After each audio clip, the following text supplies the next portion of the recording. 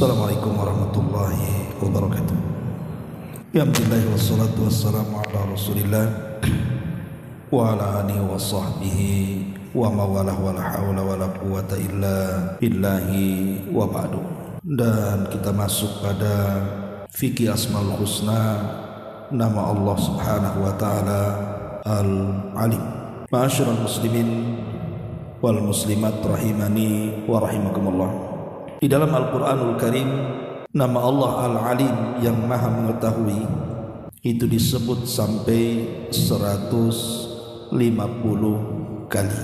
Dan di antaranya di sini Allah Subhanahu wa taala mengatakan dalam surah Rum ayat 54, yakhluqu ma yasha wa huwal alimul qadir.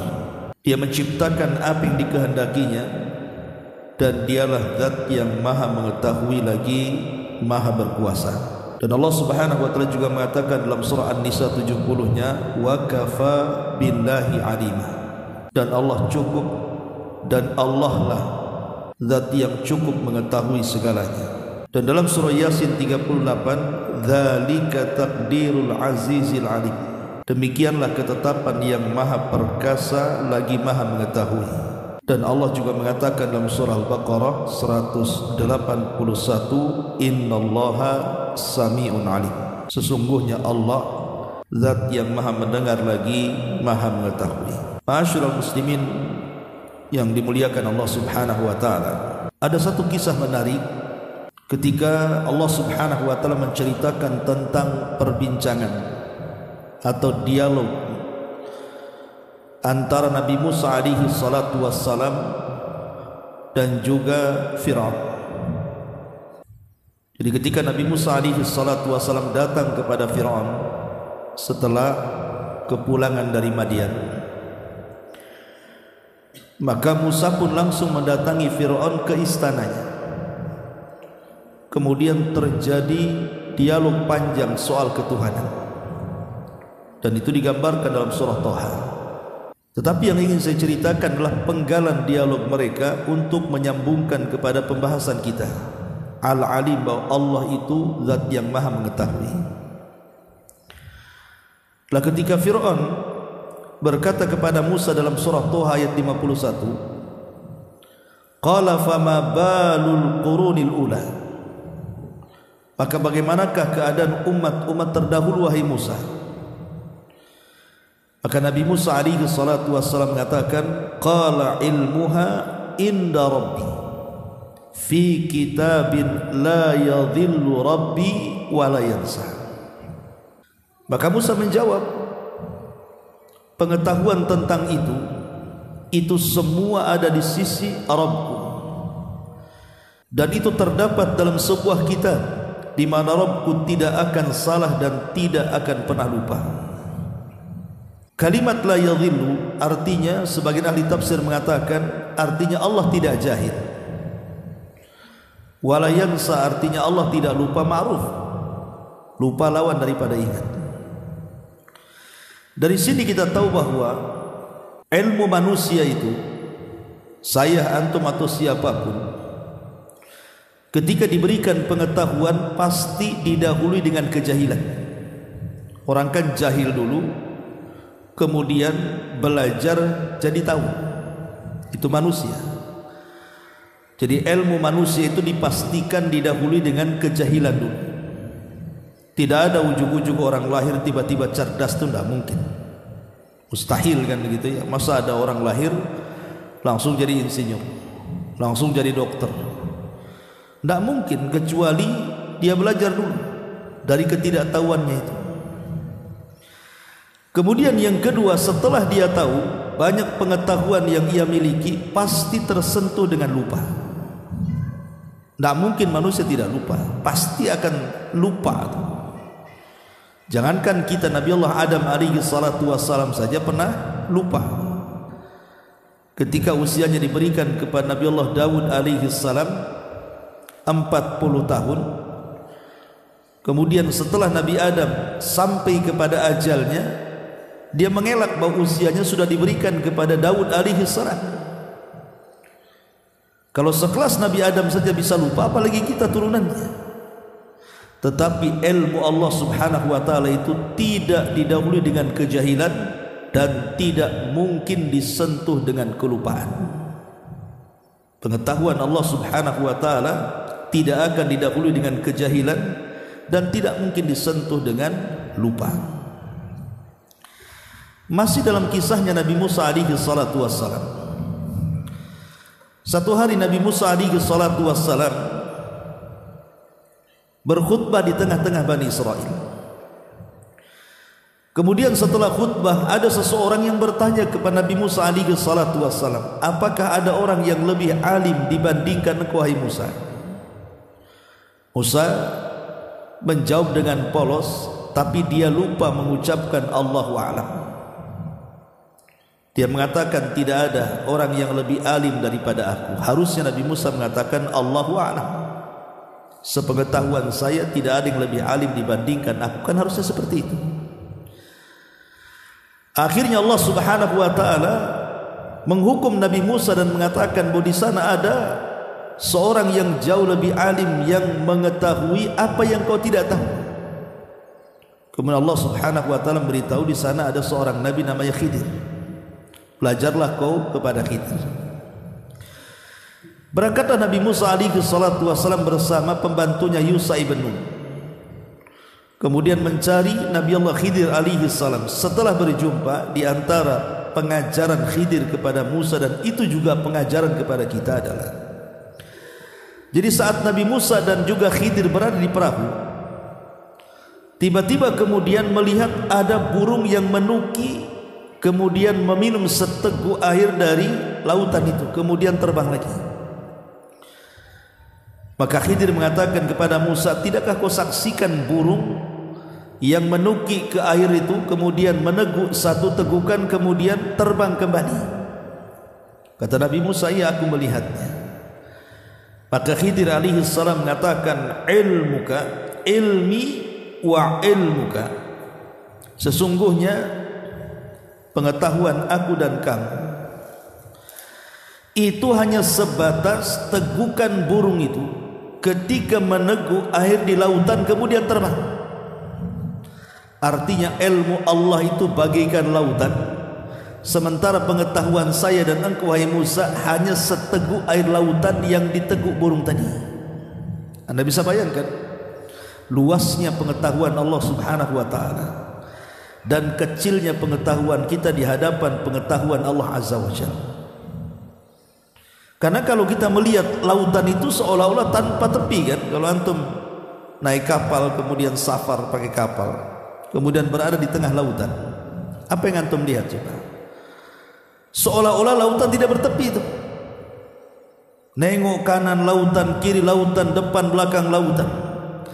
Lah Nabi Khidir mengatakan itulah luasnya ilmu Allah, sementara ilmuku dan ilmumu itu seperti satu teguk burung yang meminum air lautan. Itulah ilmu yang kemudian dikejar oleh seluruh manusia sejak Adam sampai orang yang terakhir mati.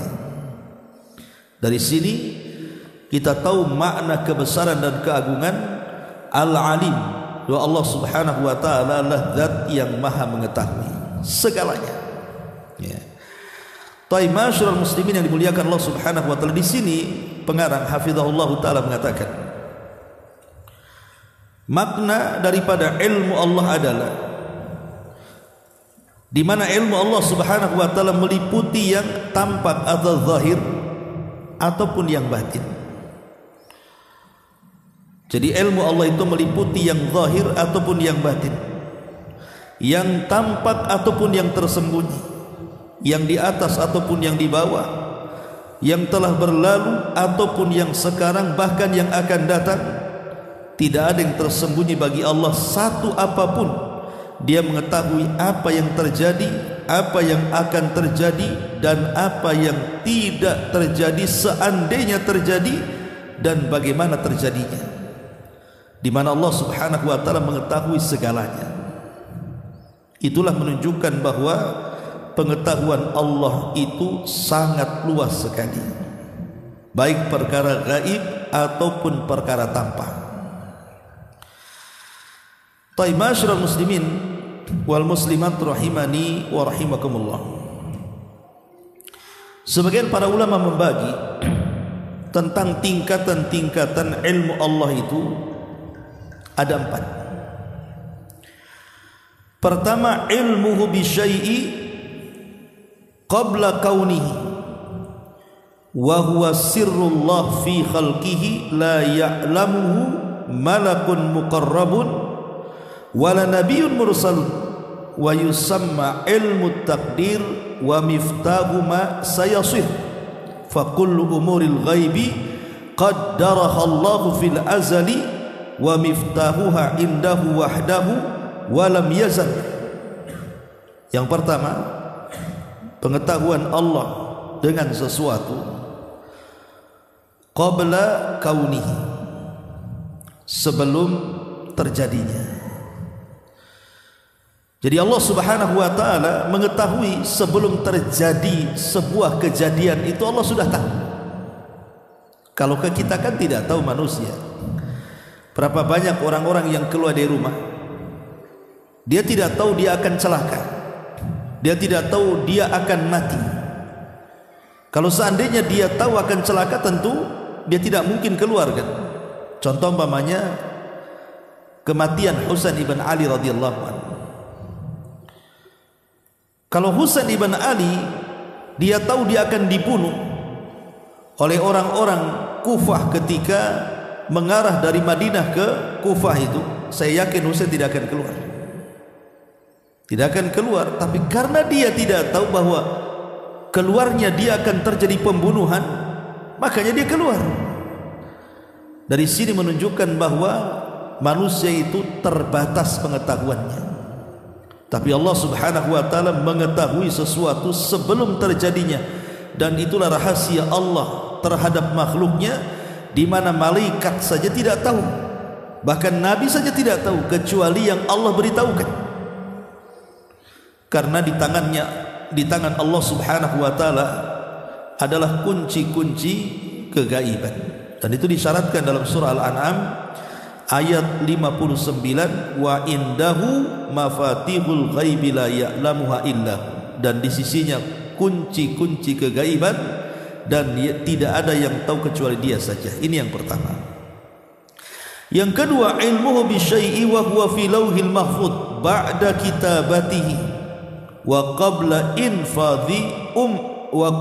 infadhi amrihi wa masyiatihi.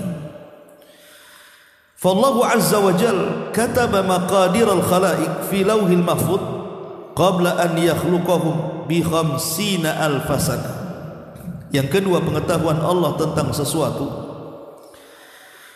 dan pengetahuan Allah tentang sesuatu itu dicatat oleh Allah Subhanahu wa taala di sebuah papan yang disebut dengan Lauhil Mahfuz. Setelah Allah Subhanahu wa taala mencatatnya, dan sebelum terjadi apa yang dicatatnya.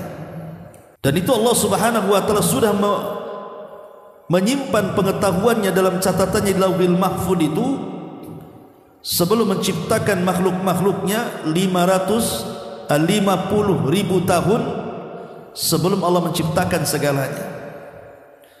Jadi ketika Allah Subhanahu wa taala mencatat pengetahuannya di Lauhil Mahfuz, kemudian setelah 50.000 tahun baru kemudian Allah Subhanahu wa taala menciptakan makhluk-makhluknya. Dan ini menunjukkan bahwa Allah sudah tahu apa yang akan diciptakannya, karena sudah dicatat sebelumnya di Lauhil Mahfuz.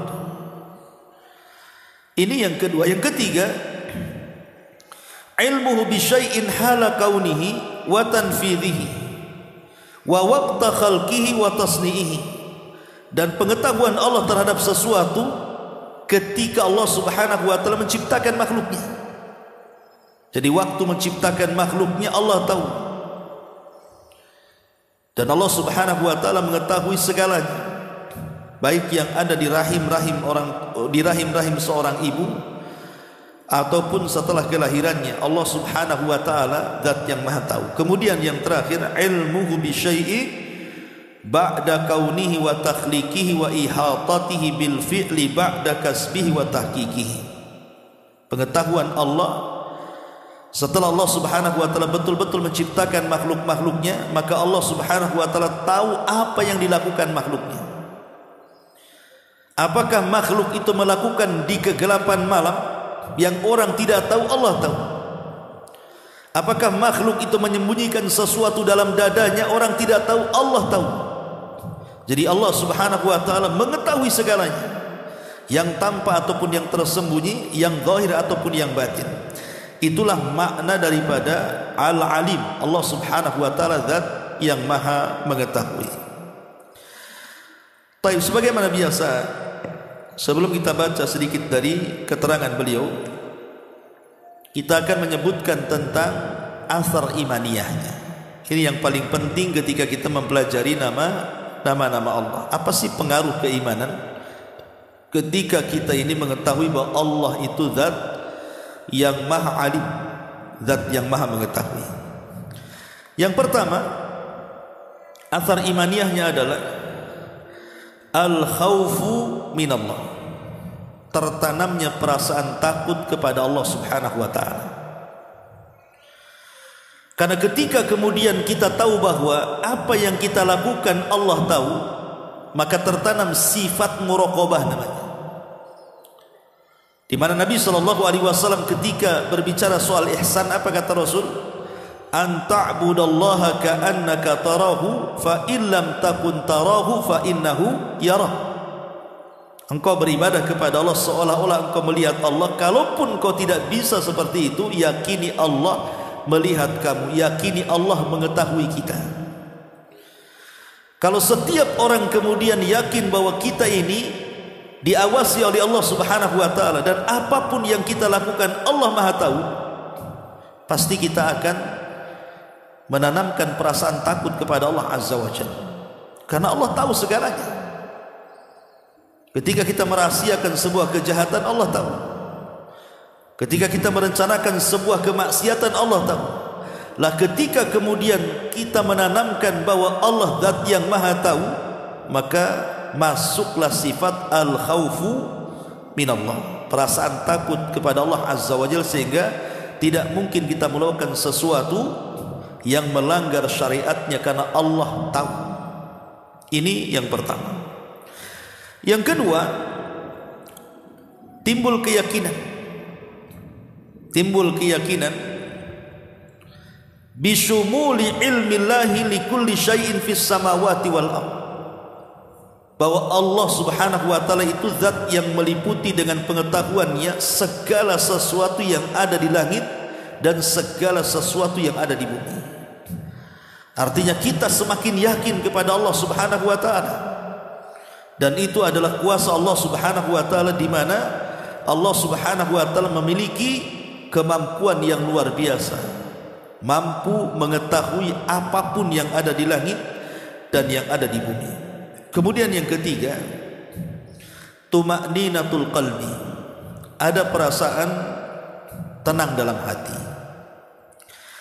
Karena gini, ikhwatul fillah muliakan Allah Subhanahu wa taala, ketika seseorang kemudian menanamkan sifat al-alim, bahwa Allah Subhanahu wa taala zat yang maha mengetahui, hakikatnya ini risalah bagi setiap orang yang diberikan ujian oleh Allah Subhanahu wa taala.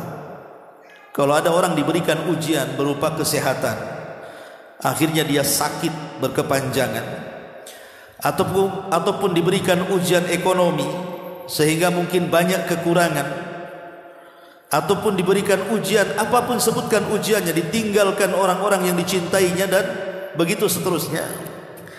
Kalau kita menanamkan perasaan sifat Allah al-alim pada dada kita, bahwa Allah mengetahui, pasti kita akan tenang, ikhwan. Karena Allah itu tahu sebenarnya dengan kondisi kita. Ketika Allah Subhanahu wa taala tahu dengan kondisi kita, dengan sakit kita, dengan ekonomi kita, dengan permasalahan kita, berarti Allah Subhanahu wa taala yang maha tahu itu pasti akan memberikan solusinya. Pasti akan memberikan solusinya. Seperti umpamanya walillahi matsalul a'la, ya, tentu permisalan Allah Subhanahu wa taala jauh lebih tinggi. Kalau seandainya ada seorang ayah mengetahui kesulitan anaknya, pasti ayah itu akan membantu anaknya. Tidak mungkin tidak membantu orang tua kepada anaknya. Kalau orang tua tahu kesulitan anaknya, sebisa mungkin dia pasti akan membantunya. Itu terjadi kepada manusia. Jangankan orang tua kepada anak, kita kepada kawan saja, kalau kita tahu kesulitannya dan kita bisa membantunya, pasti kita membantunya. Kalau sesama makhluk saja, ketika kita mengetahui bahwa si fulan itu membutuhkan dan berhajat kepada kita, terkadang ada orang yang membantunya. Walillah mathalul a'la. Maka Allah subhanahu wa ta'ala permisalan yang jauh lebih tinggi lagi. Ketika Allah mengetahui bahwa kondisi makhluknya berhajat kepada dia, sedang berhajat kepada dia karena sedang ditimpa musibah, pasti Allah subhanahu wa ta'ala akan keluarkan dia dari musibahnya. Ataupun nama Allah Al-Alim yang tertanam pada dada kita juga risalah kepada setiap orang-orang zalim dan setiap orang-orang yang menzalimi, setiap orang-orang yang dizalimi, dan juga kepada setiap orang yang zalim. Ingat, Allah subhanahu wa ta'ala mengatakan apa? Wala tahsabannallaha ghafilan amma ya'malu zalimun. Allah tidak akan pernah lalai dari perbuatan orang-orang zalim, karena Allah mengetahui kezalimannya. Makanya Nabi SAW mengatakan kepada Mu'adz bin Jabal, fattaqi da'watal madlum, hati-hati dari doa orang-orang yang kau zalimi itu. Kenapa? Karena Allah tahu doa dia dengan Allah itu tidak ada penghalang. Hati-hati ya. Begitu juga Allah tahu kepada orang-orang yang dizalimi, makanya Allah tidak akan tinggal diam. Makanya kenapa kemudian Nabi SAW sampai mengatakan, ma min dzambin ajjalallahu uqubatahu fid dunya qabla al-akhirah al-baghyu wa qati'atur rahim. Ada dua dosa yang disegerakan hukumannya di dunia sebelum akhirat, salah satunya kezaliman dan memutus silaturahim. Jadi nama Allah Al-Alim juga risalah kepada setiap orang yang zalim dan orang yang dizalimi. Termasuk juga nama Allah Al-Alim ini juga risalah kepada setiap orang yang bermaksiat, kepada orang yang melampaui batas terhadap dirinya sehingga terjerumus kepada perbuatan dosa. Jangan sangka bahwa orang yang sedang bermaksiat, yang tidak ada yang tahu dari manusia itu, Allah tidak tahu. Allah tahu. Makanya kenapa sampai-sampai Nabi SAW mengatakan dosa orang yang sembunyi-sembunyi dari manusia itu bisa menghapuskan seluruh pahala yang ia miliki, karena dia mengetahui bahwa Allah mengetahui dirinya, tapi dia masih tetap melakukan dosa.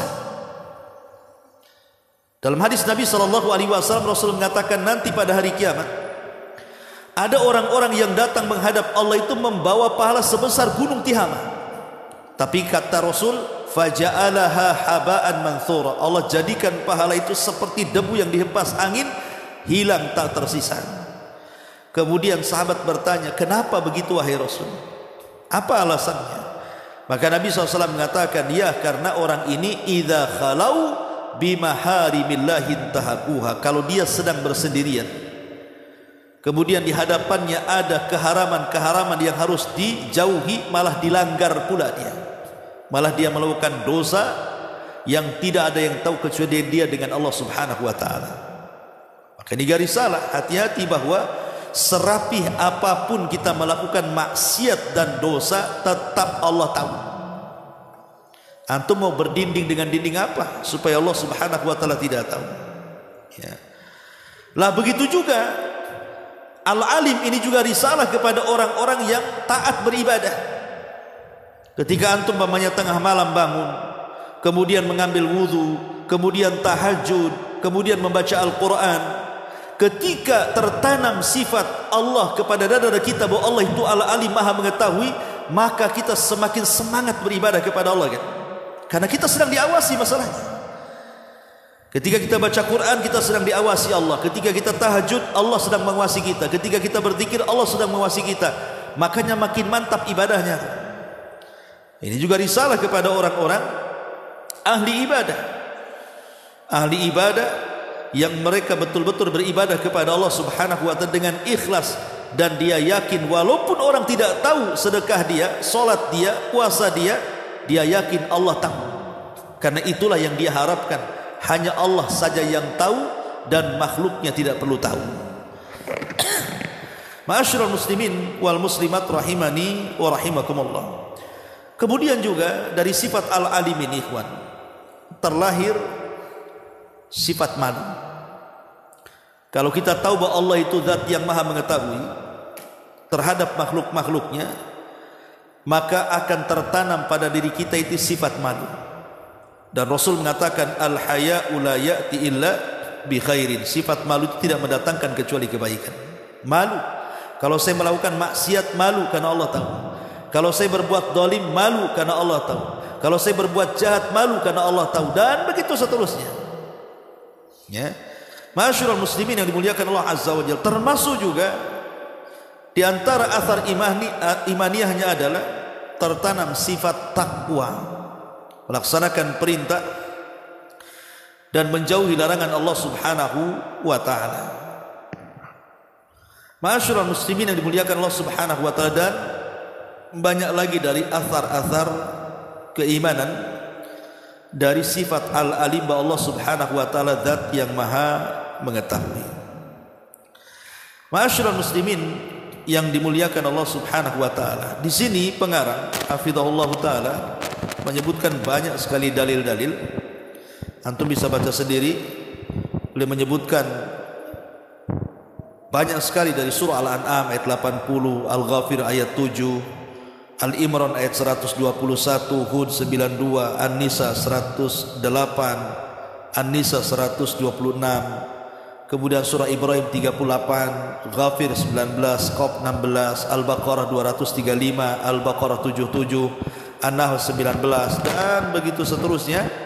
Ini semua dalil bahwa Allah Subhanahu wa taala zat yang maha mengetahui.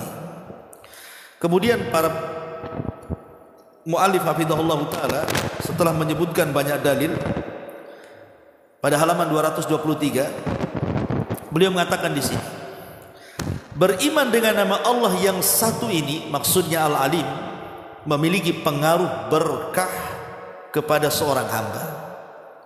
Bahkan ini merupakan sebesar-besarnya cambuk dan pelajaran berharga. Syekh Muhammad Amin Asy-Syinkiti rahimahullahu taala berkata, para ulama telah sepakat bahwa ini adalah sebesar-besar pelajaran dan seagung-agungnya cambuk yang turun dari langit ke bumi. Mereka membuat permisalan dalam hal ini, dan Allah memiliki permisalan yang jauh lebih tinggi. Mereka mengatakan seperti ini: seandainya ada di muka bumi ini seorang raja yang tukang bunuh, gemar membunuh.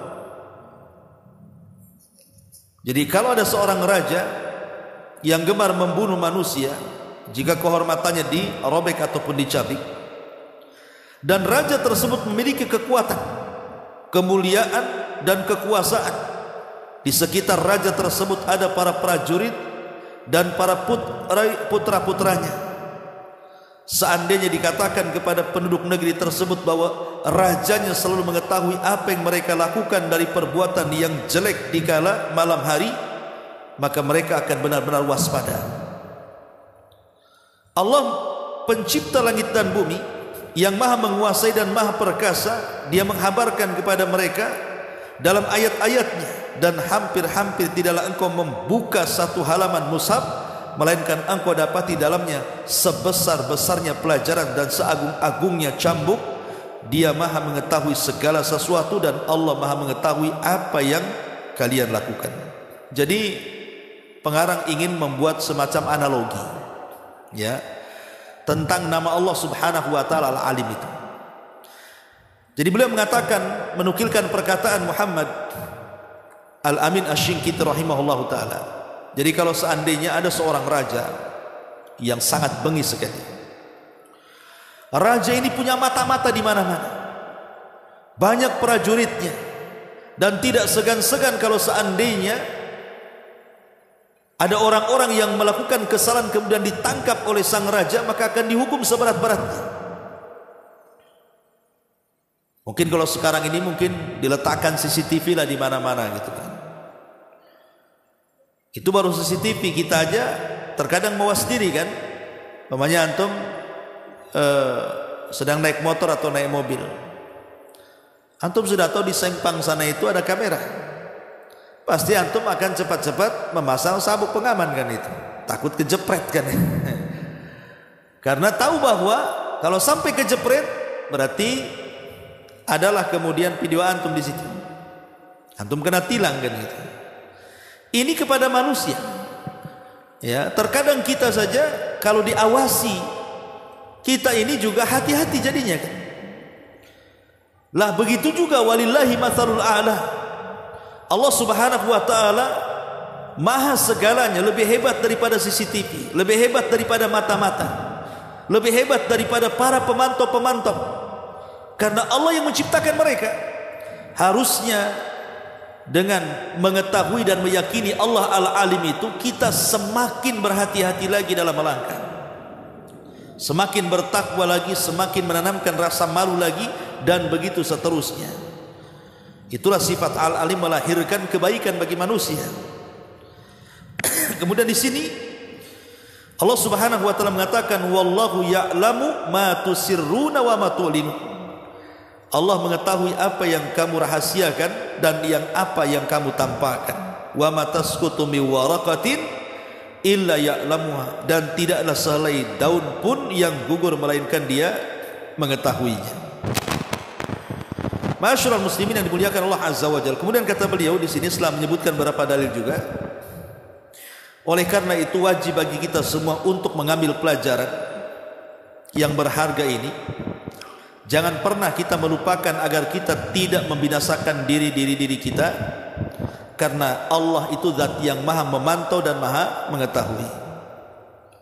Kemudian beliau menukilkan perkataan Ibnu Rajab rahimahullahu taala.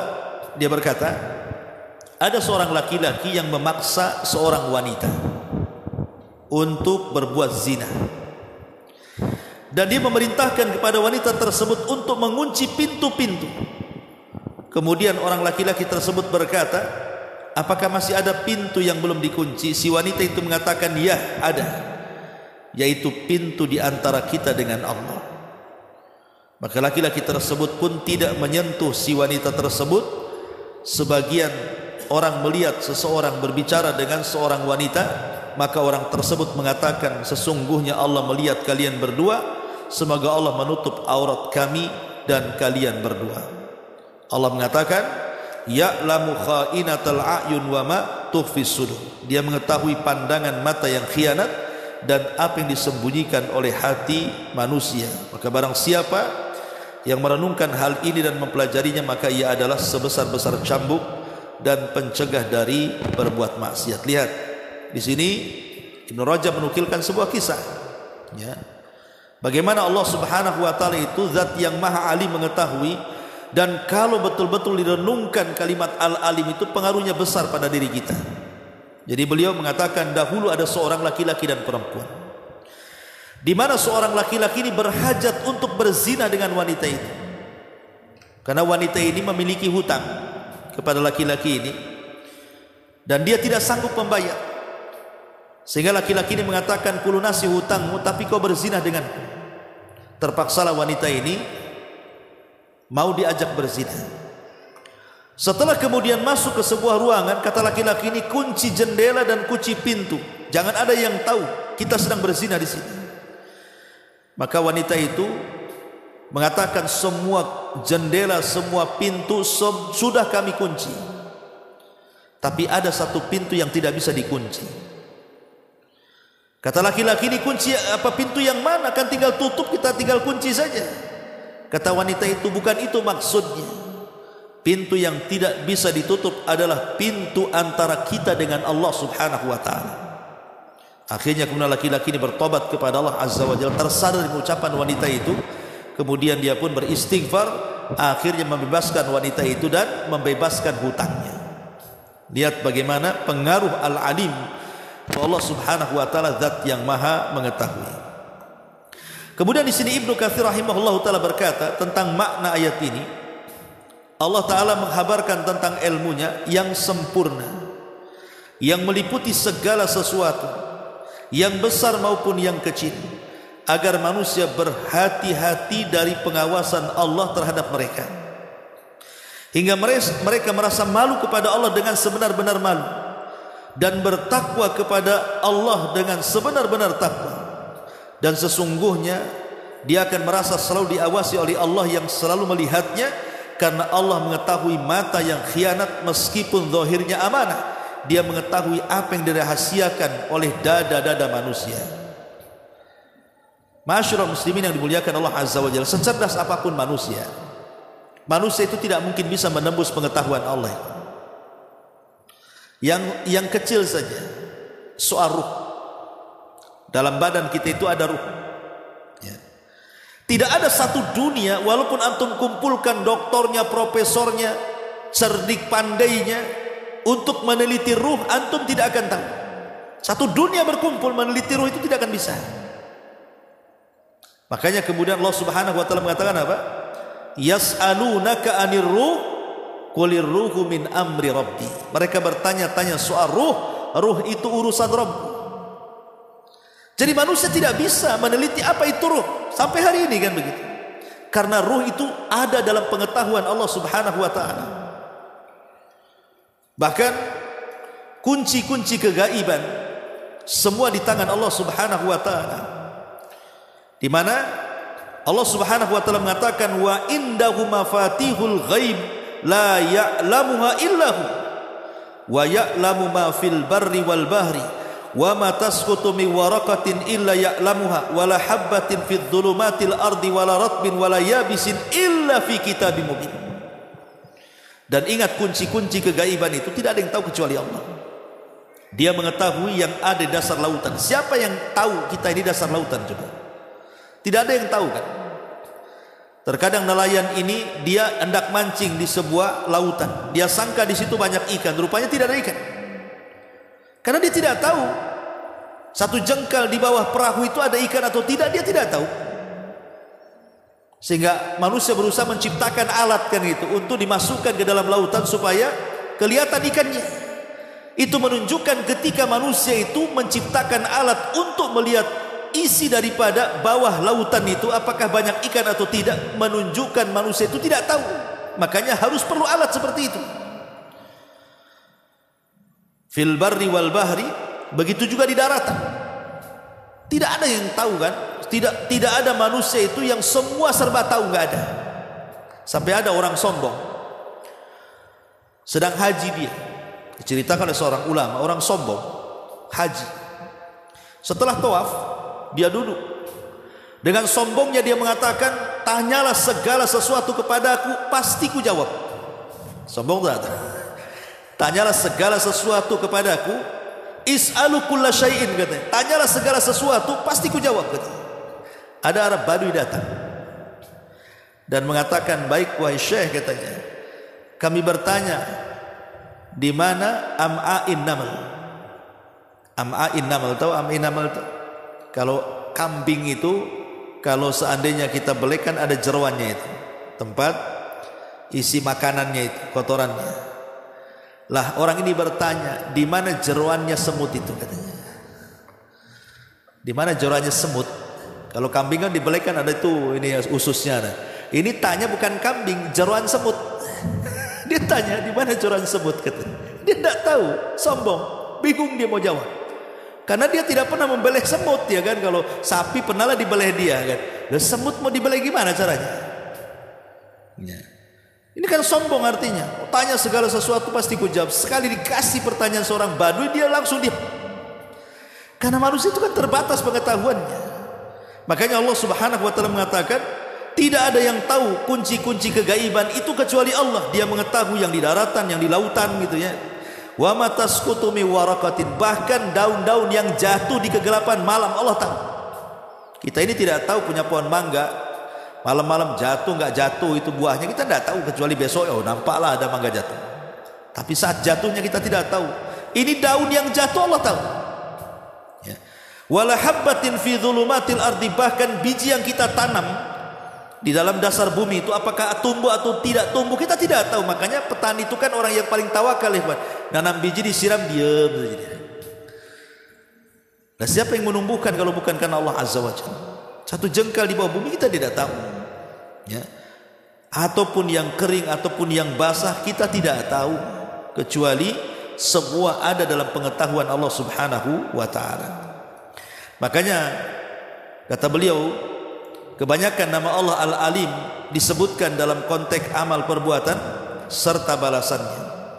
Jadi kalau kita melihat, kata beliau, ayat-ayat yang berbicara tentang Allah itu Maha mengetahui, pasti lebih banyak konteksnya kepada perbuatan hamba. Supaya apa? Supaya hamba ini berhati-hati ketika bicara, berhati-hati ketika melangkah, berhati-hati ketika bergerak, karena semua diawasi dan diketahui Allah. Makanya kata beliau, agar hati manusia bangkit dan memperingatkan para hamba agar memperbaiki dan menyempurnakan amal perbuatan mereka. Semuanya itu untuk memotivasi dan mencegah mereka.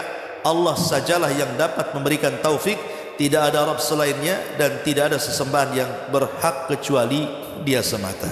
Subhanakallahumma bihamdika, asyhadu an la ilaha illa anta, astaghfiruka wa atubu ilaik. Allahu ta'ala alam. Assalamualaikum warahmatullahi wabarakatuh.